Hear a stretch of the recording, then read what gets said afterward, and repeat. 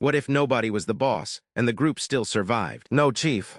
No president, no official person standing on a rock shouting orders. Just a bunch of ancient humans trying not to get eaten, to starve, and not to annoy each other too much. It sounds impossible. For most of human history, that is exactly how many small groups lived. They did not always have kings. They did not always have leaders in the modern sense. Instead, they used shared judgment, social pressure, memory, skill, a whole lot of awkward discussion around the fire. And honestly, it worked. You picture ancient life as one long heroic speech from one wise alpha person. That image is a bit off. Reality was messier, more like 5 people arguing about berries, while someone points at the sky. A child cries, and an older person quietly knows which plants will make everyone sick. The mystery is not just how they survived, it is how they made decisions together, without a single person in charge. First, remember the scale. Most early human groups were small. A band might be a few dozen people. It is tiny compared with a modern city, but huge compared with one family. Everyone knew everyone else. If you lied, people remembered. If you were greedy, people noticed. If you were good at finding water,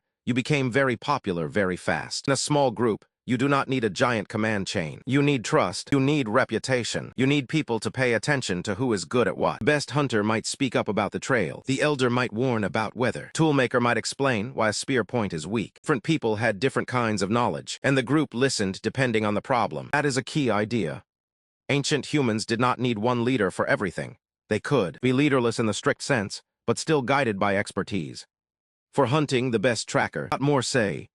For childcare, the most experienced adults were heard. For conflict, the person with calm hands and a good memory might step in. Power was often temporary and specific, not permanent and total. And when nobody was formally in charge, conversation mattered a lot. Imagine a meeting with no chairperson. Not a board meeting, more like a campfire circle. People talk, people interrupt, people repeat themselves. Someone makes a face, someone else groans, and slowly a shape appears. Agreement does not arrive like a thunderbolt. It gets built piece by piece. Anthropologists call this collective decision-making. The everyday version is simpler. People watched each other. They tested ideas. They copied what worked. If one plan failed, they changed it. If one person pushed too hard, the group could ignore them. That is the funny thing about groups without formal rulers. Influence still exists, but it is fragile. You cannot just declare yourself important. Others have to accept it. Now let us talk about one of the oldest superpowers in decision-making. Sharing food. Food was never just food. It was information, friendship, and insurance. If one hunter made a big catch, they often shared it. If one family found berries, they shared them too. Why would anyone do that? Because tomorrow could be your bad day. A sharing system built trust over time. And trust made group decisions smoother. If you know the group will help you later, you are more likely to go along with the group now. That means fewer fights, fewer selfish surprises, and less need for a boss to enforce everything. The group itself becomes the referee. There was also a very important tool that ancient humans used all the time, even if they did not call it that. Gossip. Yes, gossip. The original social network. Who hoarded meat, who broke a promise. Who helped during the storm, who was generous, who was sneaky. This was not just idle chatter, it was how groups kept score. If you wanted influence, your behavior had to earn it. In a leaderless group, reputation is a kind of currency. It buys trust, it buys attention. It buys a say in the next decision, and if you acted badly enough, people could simply stop listening to you. That is an ancient version of being quietly unfollowed.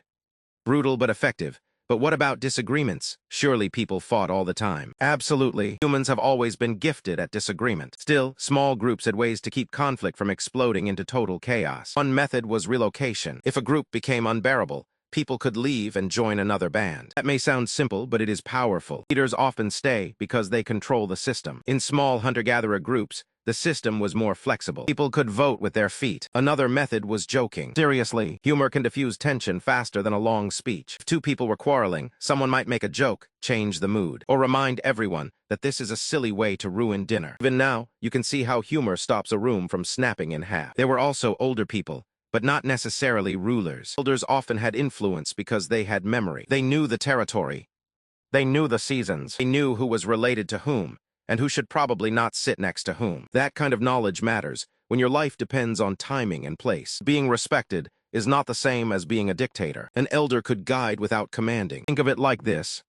Ancient groups often worked more like a web than a pyramid. A pyramid, one person sits at the top. In a web, everyone is connected in different ways. The best hunter may lead the hunt. The best storyteller may keep the group calm. The most experienced healer may warn against bad food. The most persuasive person may help settle a dispute. Leadership appears, then disappears depending on the task. It makes ancient decision-making feel less like a throne and more like a flashlight. Of course, not every human society was perfectly equal. Some people had more influence. Some tried to boss others around. Some were better at talking, stronger at fighting, or more connected by family ties. In many small groups, there were built-in checks. Why?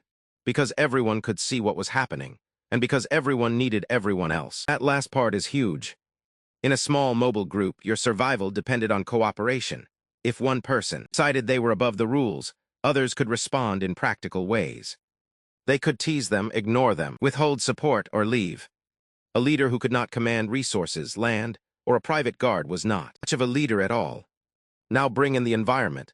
Ancient humans faced changing weather, animal migrations, floods, droughts, and seasons that did not care about anyone's feelings. So decisions had to be flexible. A formal leader can be useful when the same plan repeats every week. But ancient life often changed fast. The group had to adapt quickly, using whatever knowledge was available right then. That is why shared decision-making made sense. One person might notice the birds are moving. Another might smell rain. Another might know a nearby valley has better shelter. Put those minds together, and you get something powerful. Group intelligence, not magic, just many brains noticing different parts of the same world. And here is the really clever part. People did not need perfect agreement. They needed workable agreement. That means a plan did not have to satisfy everyone completely. It just had to be good enough for the moment. Maybe everyone did not love the hunting spot. Maybe half the group wanted to move and half wanted to stay. If the weather was turning, the group could settle on the safest option and keep going. Ancient decisions were often about reducing risk, not winning an argument. Children played a role too. That may sound strange, but kids are little experts at showing what a group values. They learn by watching. They copy who is respected. They notice who gets included and who gets ignored. That way, the next generation was trained in the rules, without anyone needing a formal lesson plan. Human culture was one giant watch and learn system. So how did ancient humans make decisions without leaders? They used a bundle of things.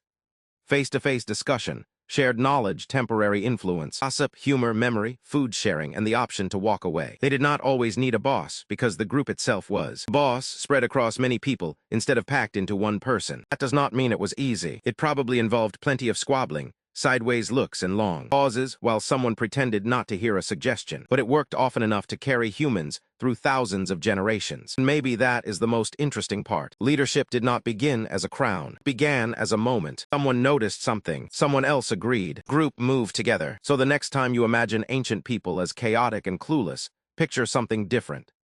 Picture a circle. Picture a fire.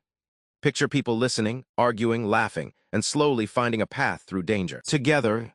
No throne required, just brains, memory, and a strong dislike of being eaten.